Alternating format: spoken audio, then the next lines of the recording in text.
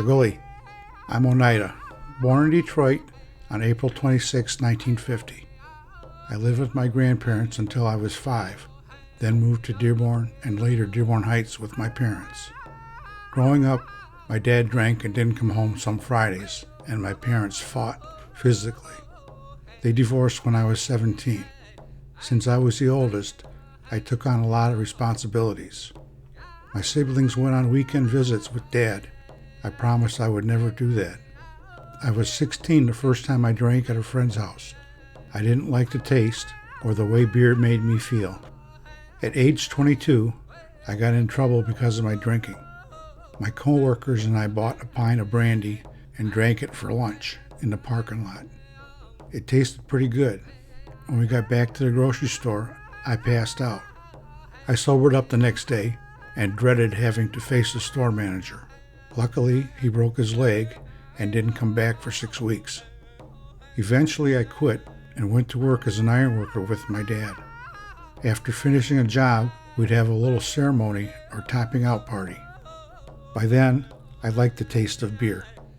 I dated my wife Nanette since we were in high school. We married on September 1st, 1972. The Saturday before, I remember chugging a mug filled with beer and whiskey at my bachelor party. I passed out and missed the party.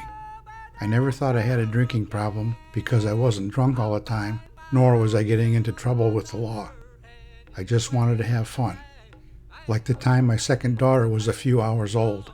I got drunk because it was payday, and the hospital was close to my job in the bar. My drinking really took off when my brother died in September 1977.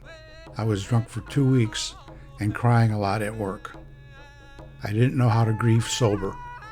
Nan and I had 2 daughters. One was born September 1976 and the other February 1980. Things were normal until our youngest got caught shoplifting. Her teacher suggested counseling. At the end of the summer, the therapist told us, "Your daughter is a normal 11-year-old, but I want to continue seeing the 2 of you." Soon they gave me a year to control my drinking. I tried different ways, but couldn't stop. After 13 months of trying to control my drinking, but not wanting to actually quit, my wife told me I've had enough. I want a divorce. She was serious. That was my turning point. My last drink was October 14th, 1992. My brother gave me a big book after he had gotten out of treatment. I saw the word God and put it away. Years later, I got to my first meeting and felt comfortable. The next day, I went to a closed meeting and talked through the tears about what was going on. When I left, I felt a tingling feeling that rushed through the top of my head. I thought, I can do this. It's not going to be that bad. I went to meetings still smoking pot because my therapist said I could. Someone suggested I find a new therapist. Another suggested I do 90 in 90 days. I haven't picked up either since then. My wife was angry for a long time. Then things calmed down. My main motivation was not to have my daughters go through what I did when my parents divorced. The 12 steps helped me get rid of my resentments. Our youngest continued to get into trouble and not come home. That's when I started going to Al-Anon meetings. She got a DUI when she was 23. We didn't find out until after she had a car accident. Then she died the same day I was supposed to get my anniversary cake for 11 years of sobriety. Although we were grieving heavily, we went to the meeting because that's what we were taught. Just go. Sobriety feels good. I have a new house, cars, motorcycle, and go on vacation.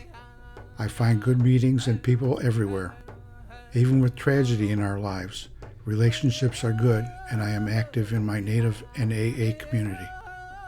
Most of all, I have a new life and better tools to handle life. I've learned that no matter what happens in life, not to give up on my sobriety. It's true. It works. Never give up.